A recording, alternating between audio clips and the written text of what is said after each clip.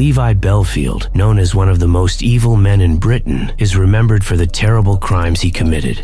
His actions, including several violent attacks and murders, have deeply affected his victims and their families. Bellfield's crimes mostly took place in the early 2000s, and he was connected to the sad deaths of many young women, including the case of 13-year-old Millie Dowler. His brutal actions not only show how evil he was, but also make us think about safety and justice in our communities. This story aims to remember his victims and remind us of the importance of justice in working to prevent such evil acts. Levi Bellfield was born on May 17, 1968 in London, into a family that played a major role in shaping his troubled life. He faced challenges from an early age, including the loss of his father to leukemia when he was young. This loss created a gap in his life that would have a lasting effect on him. His mother was left to raise the children on her own, which led to a sense of instability in their home. Without a father figure, Levi may have developed feelings of abandonment and anger, which likely influenced his relationships and views toward others, especially women. From a young age, Bellfield showed troubling attitudes toward women and relationships. He often treated female peers with aggression and believed he was entitled to control them, seeing women as objects rather than people worthy of respect. He viewed them as existing only for men's pleasure, especially his own. Over the years, he had relationships with several women, but they didn't last long. In total, he fathered 11 children with 5 different women. Sadly, as he grew older, his hatred toward women became even more disturbing. The tragic disappearance of 13-year-old Millie Dowler on March 21, 2002, shocked her community and the entire nation. Millie was a bright, cheerful teenager, known for her lively personality. On that day, she followed her usual routine, leaving her home in Walton-on-Thames, Surrey, to walk to the local train station. She was planning to meet friends in London, a trip she had taken before, and her parents felt comfortable letting her go. However, as the day went on, Millie never reached her destination, and her sudden disappearance raised immediate concern. When Millie didn't return home, her parents quickly reported her missing, leading to an urgent police response. Due to Millie's young age and the fact that her disappearance was completely out of character, the case was treated with high priority. Extra resources were called in,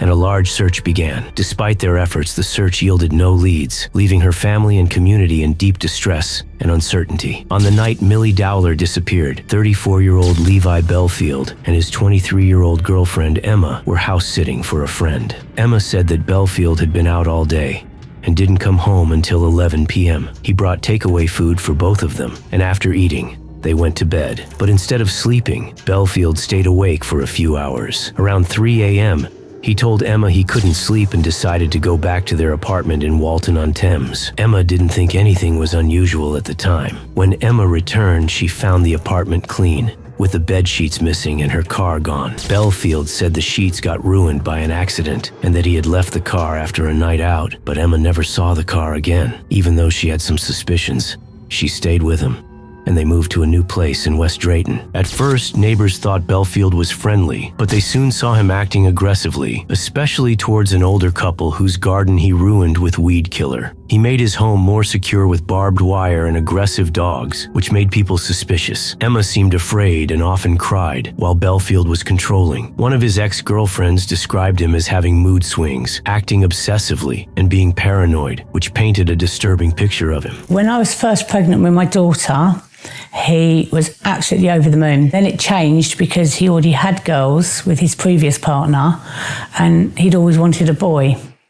So it kind of went downhill from there. 6 months after Millie disappeared, police were still looking for answers. On September 18, 2002, a group of people picking mushrooms in Yateley Heath, Hampshire, found the body of a young girl. It was too decomposed to tell the cause of death, but dental records confirmed it was Millie Dowler. None of her belongings, including her phone, bag, or school uniform, were found at the scene. With this grim finding, the case was reclassified as a murder investigation, dubbed Operation Ruby. However, while police worked to uncover Millie's killer, the man responsible was already preparing to strike again nearby. On February 4, 2003, the historic suburb of Hampton, Middlesex, became the scene of another chilling murder. Marcia McDonnell, a 19-year-old student, was returning home after a night at the movies. She caught the 111 bus and was just 100 yards from her front door when she was attacked. In the quiet, cold night, An assailant struck Marcia from behind with a brutal blow to the head, leaving her unconscious. Though rushed to the hospital, she succumbed to her injuries the next day. The investigation began immediately, with CCTV from the bus providing a tenuous lead. A silver Vauxhall Corsa seen near Marcia's stop and later following her. However, with these cars being common and the footage unclear, the lead was weak at best. At this time, Levi Bellfield was working as a nightclub doorman, a job that suited his violent tendencies. Known for his aggressive nature and obsession with physical dominance, Bellfield's troubling past and behavior painted a disturbing picture. As a child, he was bullied, overly coddled by his mother, and haunted by sinister rumors. We must emphasize that there was a rumor that Bellfield had sex with his sister's rabbit, who was 15 years old, and subsequently shattered the rabbit's neck. Whether accurate or not, the rumor would follow him throughout his academic career. Meanwhile, police were dealing with two baffling cases: Millie Dowler's 2002 murder and Marcia McDonald's 2003 attack. With no solid evidence or suspects, investigators feared the bus stop killer and the blitz killer were still at large, leaving the community in a state of unease. On May 28, 2004, in Isleworth, Middlesex, just a few miles from where Millie Dowler and Marcia McDonald had been killed, 18-year-old Kate Sheedy was walking home after a night out with friends. Like Marcia, she had taken the bus and was nearly home when a car pulled up near her. Sensing danger, Kate crossed the road to avoid the vehicle, but the driver was undeterred. The car suddenly spun around, sped towards her, and struck her with brutal force. In a horrifying act, the driver reversed and ran over Kate a second time before fleeing the scene. Kate's injuries were devastating. Every rib was broken, her spleen ruptured, and she suffered spinal damage. Miraculously, she survived, though her recovery was slow and uncertain. As she regained her strength, Kate's memory of the attack sharpened. She recalled the vehicle, a white people carrier with tinted windows, and noticed a critical detail: the driver's side wing mirror was smashed. Despite this vital information, an administrative error led investigators to overlook CCTV footage of the car, allowing the attacker to remain free. Levi Bellfield, the man responsible, continued working as a nightclub doorman, evading suspicion. Meanwhile, Bellfield's behavior grew more sinister. He allegedly confided in a club acquaintance about taking young women to a room upstairs after hours, where they were subjected to verbal, sexual, and physical abuse. Sometimes, he would take them to his car, fitting the description of the vehicle used in Kate's attack, a white people carrier with tinted windows. Just months later, on July 19, 2004, 22-year-old Amélie de Lagrange was murdered in a similarly brutal manner. Amélie was last seen leaving a nightclub in the early hours of the morning, and her body was found in a secluded area of a park in West London. The similarities between the attacks on Marcia McDonald and Amélie were striking. Both women were young, vulnerable, and attacked in public spaces. Amélie, like Marcia, had suffered a powerful blow to the back of her head, likely rendering her unconscious instantly. The chilling parallels between the assaults pointed to a pattern of escalating violence, leading investigators to believe they were dealing with a serial killer. Like some of the other young women before her, Amélie had spent the evening out with friends and boarded a bus home. However, it is believed that she may have fallen asleep and missed her stop, as she asked the driver how long it would take for the bus to return in the opposite direction. Told it would only be about 10 minutes, Amélie chose to walk instead, a decision that would have tragic consequences. As she made her way back, Amélie crossed Twickenham Green. Rather than taking the longer, safer route around, she opted for the shorter path across the field. It was there that the killer struck, seizing the opportunity in the quiet of the night. Determined to find Amelie's murderer, DCI Colin Sutton took a bold step that alienated some of his colleagues. He reopened several unsolved cases, including those of Millie Dowler, Marcia McDonald, and Kate Sheedy. These young women had all been attacked within a relatively small area, and DCI Sutton believed the possibility of a connection had to be investigated. While DCI Sutton worked tirelessly to uncover the truth, Levi Bellfield found yet another way to exploit others for his gain. This time, he created fake advertisements for a brothel, luring unsuspecting individuals to an address he provided. Once they left their cars and approached the non-existent brothel, Bellfield would swoop in and clamp their vehicles. Prostitution being illegal in the UK left these individuals with little recourse. They couldn't risk involving the police. Left with no choice, they paid Bellfield to release their vehicles. Meanwhile, DCI Sutton was making steady progress in his investigation. Reviewing phone records, he noticed an anomaly. Emily's mobile phone hadn't been turned off like the others. Instead, it remained active for 20 minutes after her body was discovered. During that time, the phone traveled from Twickenham Green to Walton-on-Thames, an impossible journey on foot. The evidence pointed to the killer having a vehicle,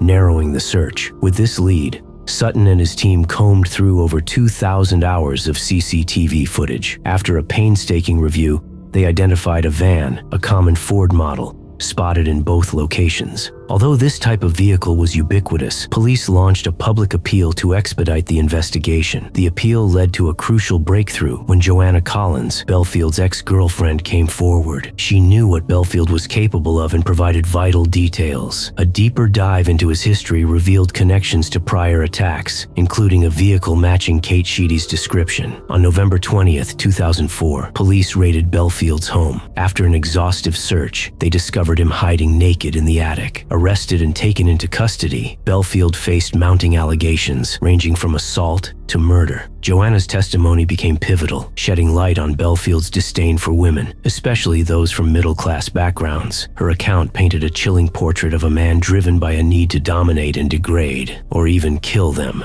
On March 2nd, 2006, Levi Bellfield was charged and later found guilty of multiple murders, receiving a rare whole-life term. DCI Colin Sutton recalled that despite the gravity of the case, he took great satisfaction in sitting across from Bellfield and reading out the charges. However, Bellfield remained unflinching, remorseless, emotionless, and seemingly devoid of soul, uttering only 2 words during the entire process: not guilty.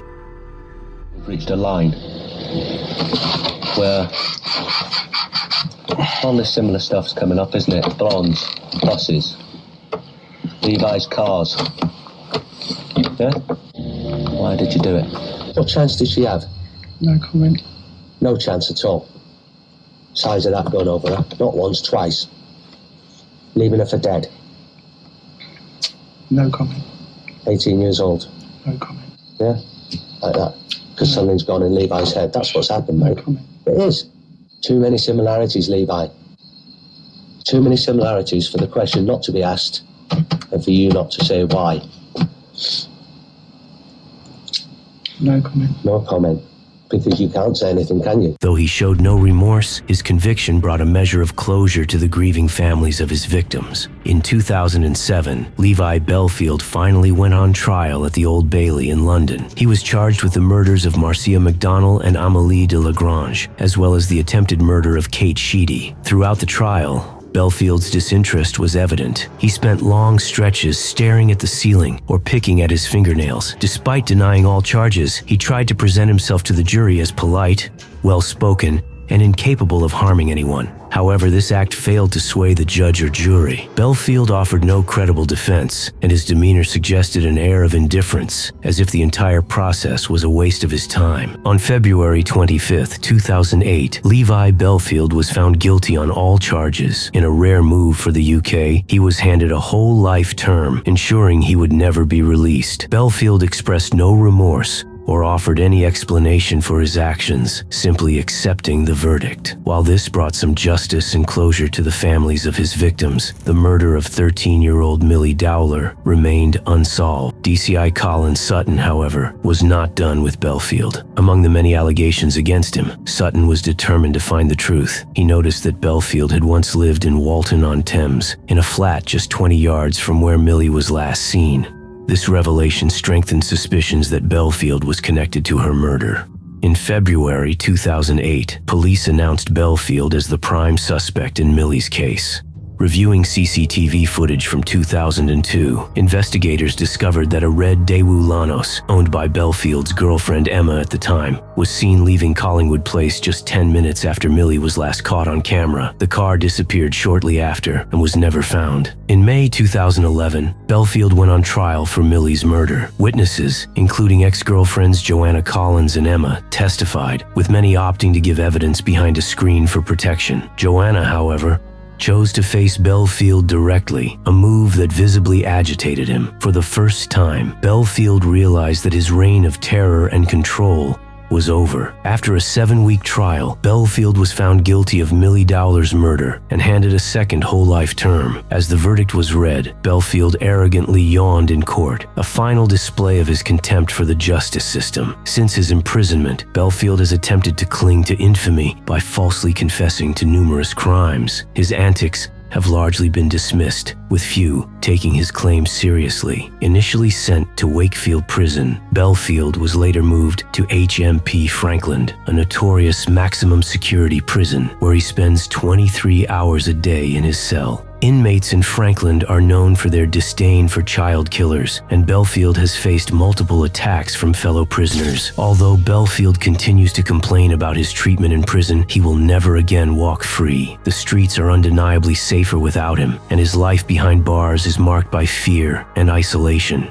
While the streets are safer without him, the legacy of his crimes lingers. Our thoughts remain with the victims and their families, whose lives were forever changed by one man's twisted actions. If you found this video informative and would like to see more captivating cases, please subscribe, like, and share your thoughts in the comments section below. Thank you.